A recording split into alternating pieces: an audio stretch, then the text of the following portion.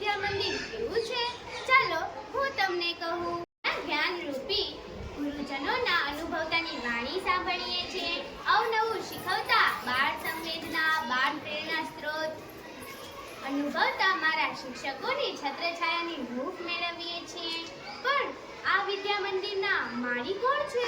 ખબર છે? ચાલો હું તમને કહું. જેમણે એક નાનકડા ગામમાં દીકરીઓના અભ્યાસના અર્થે કંઈ કચાશ ન રહે તે માટે અદ્યતન સંકુલ ઊભું કર્યું છે, જેમાં તેમણે આર્થિક સહયોગ આપ્યો છે. સહયોગ શબ્દ તો ખૂબ નાનો પડે છે.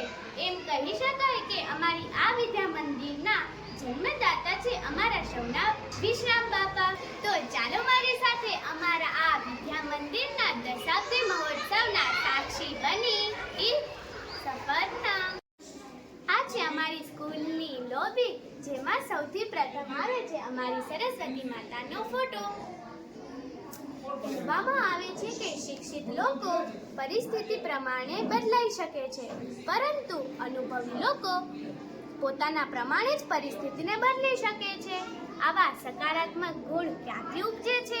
અમારા આચાર્ય ખંડથી. તો ચાલો આપણે મુલાકાત લઈએ અમારા આચાર્ય ખંડથી.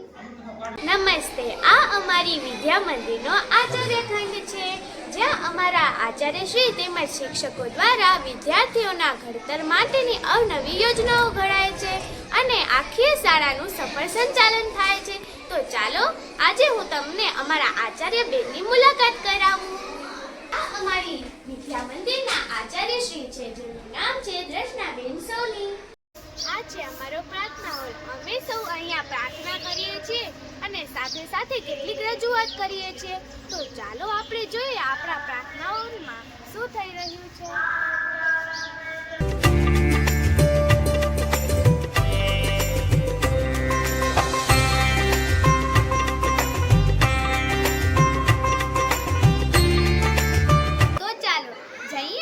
ટેકનોલોજીને રૂબરૂ કરવાના ખંડ તરફ. આલ્બર્ટ આઇન્સ્ટાઈન કહે છે કે જ્ઞાન કરતાં પણ વધારે કલ્પનાનું મહત્વ હોય છે. જ્ઞાન એ સીમિત હોય છે, પરંતુ કલ્પના એ અસીમિત હોય છે. આવી જ અમારી કલ્પનાઓને ખુલ્લા આકાશમાં ઉડવા માટેની પાંખો અમને મળે છે આ વિજ્ઞાન ખંડથી. તો ચાલો જોઈએ આપણી કેટલીક વિદ્યાર્થીનીઓ પ્રયોગ કરી રહી છે. તો જોઈએ. આ અમારા શિક્ષક છે અલ્પિતાબેન ગોર, જે અમને વિજ્ઞાનના અવનવા પ્રયોગો કરાવે છે.